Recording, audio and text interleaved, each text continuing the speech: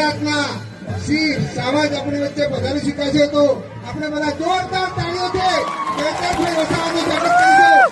દરેક ખૂબ તાળીઓના ગણગણાટથી ચેતરભાઈને વધાવીએ. આપણી સાથે નરેશભાઈ તાળીઓ સ્વાગત છે. ખૂબ ખૂબ ધન્યવાદ. બાકીના મિત્રો પોતાએ યોગ્ય સ્થાન ગ્રહણ કરશે.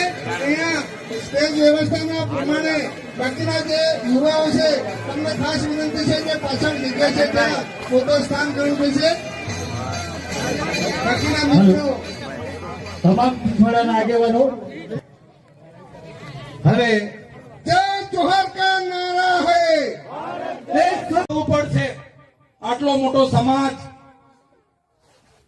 આટલી મોટી વસ્તી, આપણો વિસ્તાર, આપણી જમીનો, અને જ્યારે આપણા જ લોકો સાથે આટલા બધા અન્યાયો થાય છે ત્યારે દુઃખ થાય છે. સાથીઓ, આપણે આ દેશના મૂળ માલિકો છે. સિંધુ ખીણની સંસ્કૃતિ એ આપણી સભ્યતા. રાજસ્થાન ખેડૂત તરીકે મટી જશો, તમને કોઈ લાભ આપવામાં નહીં આવશે. કીધું કે નહીં કીધું? સાથીઓ, આ મૂળ માલિકોની પરિસ્થિતિ છે, આ હકીકત છે, વરવી વાસ્તવિકતા છે, એને પણ આપણે સ્વીકારવી પડશે. તો આપણે સરકારને કહેવા માંગીએ છીએ, આધાર કાર્ડ તમે જ આપો છો, રેશન કાર્ડ તમે જ આપો છો, 7/12માં અમારું નામ હોય એટલે અમે જમીનના માલિક, અમે ખેડૂત, તો અમારે ક્યાં અપડેટ કરાવવાની, ક્યાં કેવાયસી કરાવવાની, ક્યાં રજીસ્ટ્રેશન કરાવવાની જરૂર પડે? છતાં સરકાર આ બધું કરાવી રહેલી છે. સરકાર એમની પાર્ટીના સભ્ય બનાવવા માટે તમને કહેશે કે તમે ઘરે બેસીને મિસ કોલ મારો અને અમારી પાર્ટીના સભ્ય બની જાઓ. કહે છે કે નથી કહેતા? કહે છે કે નથી? સાચી વાત છે કે ખોટી વાત છે?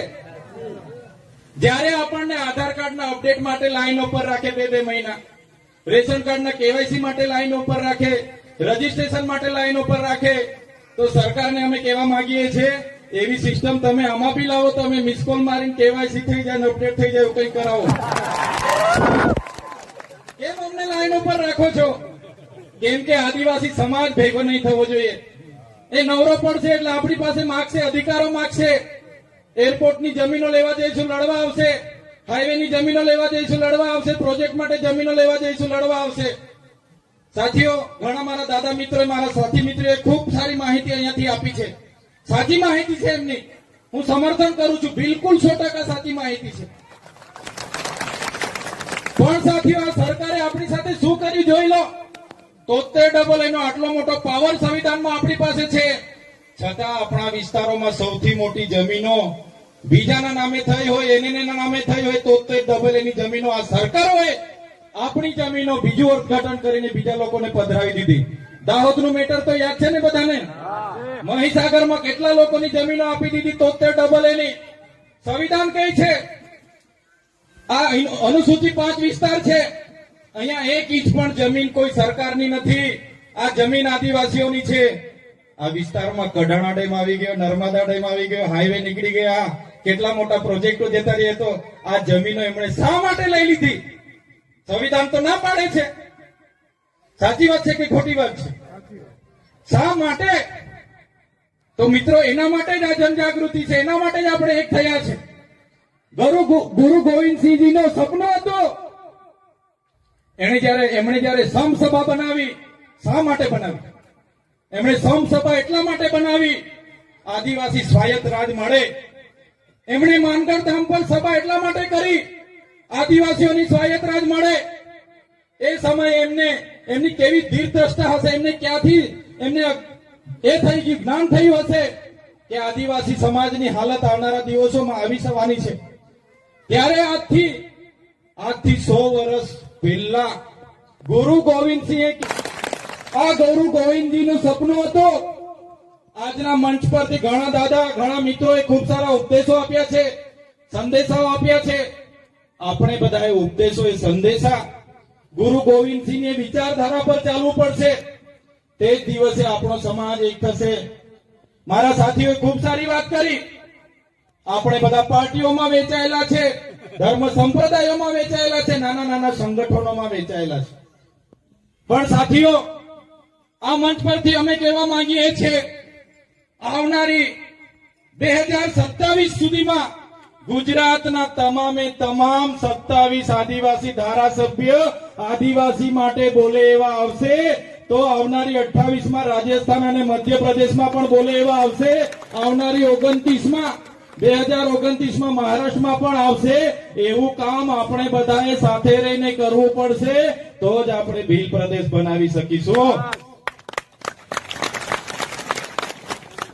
તમે કીધું આપણો ઇતિહાસ આ છે, આપણે મૂળ માલિક છે, આપણા સંવિધાનમાં આટલા અધિકારો છે.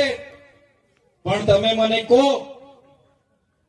તમે મને જણાવો, જે કાયદાની વાતો તમે અહીંયા કરીને ગયા, એ કાયદાના અમલ કરનારા સેશન કોર્ટ હોય, હાઈકોર્ટ હોય કે સુપ્રીમ કોર્ટ હોય, કેટલા આદિવાસી જજો ત્યાં બેઠા છે? બતાવો મને.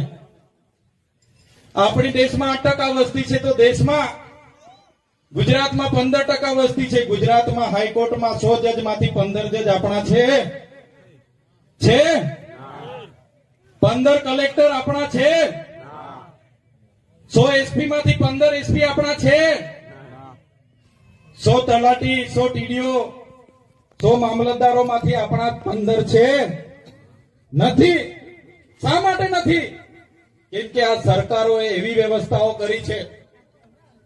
આજે તમે બજારમાં જશો, ગાંધીનગર જશો, અમદાવાદ જશો, સુરત જશો, ભરૂચ કે વડોદરા જશો, 100 માંથી 90 મજૂર આદિવાસી મળશે, પણ 100 માંથી 2 જજ આદિવાસીઓના મળશે નહીં. આ પરિસ્થિતિ છે. આપણી સંવિધાન કેટલું સરસ છે. સંવિધાનમાં આપણા અધિકારો છે, અનુસૂચિ 5 ના અધિકારો છે, રૂઢિ ગ્રામ પથાના અધિકારો છે, રૂઢિ ગ્રામ સભાના અધિકારો છે, પણ જ્યાં અમલીકરણ અધિકારીઓ આપણા નથી, ત્યારે આ સંવિધાન નું અર્થઘટન ખોટું કરીને આપણી સામે આટલા મોટા પડકારો ઉભા કરવામાં આ સરકાર લાગેલી છે. અમે ધારાસભ્ય છે, અમારા અધિકારો અમે જાણીએ છીએ, અમારો પાવર અમે જાણીએ છીએ, છતાં ધારાસભ્યોને પણ આજે ઘરે જઈને પોલીસ નજરકેદ કરે છે. અમને પણ 2 દિવસ પહેલા ઘરે નજરકેદ કર્યા હતા, યાદ છે ને તમને? રાતોરાત અમારા પર પણ એફઆઈઆર થાય છે, અમને પણ જેલોમાં નાખવામાં આવે છે. આ પરિસ્થિતિ આજે આપણા મૂળ માલિકોની છે, એ વાસ્તવિકતા સ્વીકારવી પડશે. આપણે કીધું મૂળ માલિકોની વાસ્તવિકતા શું છે જુઓ તમે. મણિપુરમાં આપણી આદિવાસી બેન દીકરીઓને નગ્ન કરીને પરેડો કરાવવામાં આવે છે. આ આપણે મૂળ માલિકો છે. શા માટે આપણી બેન દીકરીઓને પરેડ કરાવવામાં આવે? મધ્યપ્રદેશમાં આપણા ભાઈ પર મૂત્ર વિસર્જન કરવામાં આવે. શા માટે? કેવડિયામાં 2 યુવાનોને મારી નાખવામાં આવે. શા માટે? કેમ કે આજે ન્યાય પ્રણાલિકા હોય, જ્યુડિશરી હોય, બ્યુરોક્રેસી હોય, આજે સચિવાલયો હોય, મામલતદાર હોય કે કલેક્ટરો, આપણા લોકો ક્યાંય નથી. આજે અધિકારી રાજ ચાલે છે, મનુવાદીઓનું રાજ ચાલે છે, અને એમાં આપણો સમાજ આજે એક નથી. એટલા માટે આટલી બધી અત્યાચાર અને અન્યાયનો સામનો કરવો પડે છે. આટલો મોટો સમાજ હોવા છતાં આપણા સમાજમાં આજે શિક્ષણ નથી, સિંચાઈનું પાણી નથી. એના માટે આંદોલનો કરવા પડે, શાળા માટે આંદોલનો કરવા પડે. ક્યાં સુધી આ ચાલશે? શા માટે? ત્યારે મારા સાથીઓને હું વિનંતી કરું છું, આવનારા ભવિષ્યમાં એક થવું પડશે. અને જ્યાં સુધી આપણું ભીલ પ્રદેશ 29મું રાજ્ય ના બને, ત્યાં સુધી આપણે લડવું પડશે. 29મું રાજ્ય ભીલ પ્રદેશ બનાવીને જ આપણે રહીશું. ભવર દાદાને આ મંચ પરથી હું મારા સંદેશા મોકલું છું. મારા આદરણીય રાજકુમારજીને, કમલેશભાઈ ડોડિયાજીને, અમે ગુજરાતમાં તૈયાર છે. ખાલી તમે આહવાન કરો. આ ગુજરાતના લોકો રાજસ્થાનની સાથે જવા માટે તૈયાર છે. મહારાષ્ટ્રમાં પણ જઈશું. સમીરભાઈએ કીધું એ રીતના મધ્યપ્રદેશમાં જઈશું. બધાએ આપણે લાગવું પડશે, તો જ આવનારી પેઢીને આપણે ન્યાય આપી શકીશું, તો જ આવનારી પેઢીને ન્યાય મળશે. હું રસ્તે હતો અને ધારપુરના મારા ક્રાંતિકારી યુવાનોનો મારા પર ફોન આવ્યો. મને કીધું કે ચૈતરભાઈ, તમે ધાનપુર હમણાં 10 મિનિટ આવી જાઓ. મેં કીધું શું થયું? એમણે મને વિડીયો મોકલ્યો. ત્યારે આપણા જ સમાજમાંથી આવતા મંત્રી શ્રી બચુભાઈ ખાબડે આપણા લોકોને કીધું કે અહીંયા મૂર્તિ ગુરુ ગોવિંદસિંહની નહીં મૂકવાની. તમે અહીંયા કેમ આતંકવાદી પ્રવૃત્તિ કરવા માંગો છો? અહીંયા ભગવાનની મૂર્તિ મૂકો. ત્યારે મંત્રીશ્રીને પણ અમે કહેવા માંગીએ છીએ, આ તમારું મનરેગા નથી, આ તમારું ગુજરાત પેટર્ન નથી કે તમારી એજન્સીઓ ફીટ કરીને કરોડોના ભ્રષ્ટાચાર ચલાવી લેવાય.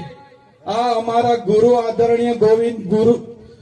આદરણીય ગુરુ ગોવિંદજીની પ્રતિમાની સ્થાપના કરવાની છે અને અમે કરીશું.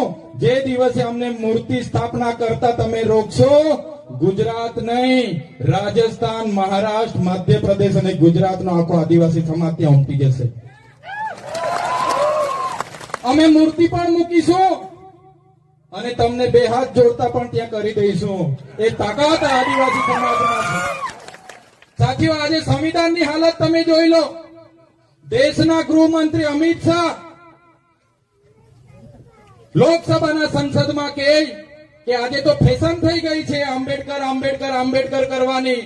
એટલી વખત તમે ભગવાનનું નામ લેતા તો 7 જન્મનો સ્વર્ગ મળી જતો. આમની માનસિકતા તમે જોઈ લો. એ જ માનસિકતા મંત્રી લઈને આવ્યા છે. ત્યારે હું ત્યાંના આગેવાનોને આ મંચ પરથી સંદેશા આપું છું. આહવાન કરી દેજો. અમે બધા જ ક્રાંતિકારી યુવાનો વડીલો ત્યાં પહોંચવા માટે તૈયાર છે. અમે આવી જઈશું. દક્ષિણમાંથી દમણના સાંસદ ઉમેશભાઈ પટેલ હોય, અનંતભાઈ પટેલ હોય, ચૈતરભાઈ વસાવા હોય, રાજકુમારજી હોય કે કમલેશભાઈ ડોડિયા હોય, દાહોદના યુવાનોને કેમ છું, જ્યારે પણ પ્રતિમા સ્થાપવાની હશે એના માટે બોલાવી લેજો. અમારી સેનાઓ સાથે અમે ત્યાં પહોંચી જઈશું.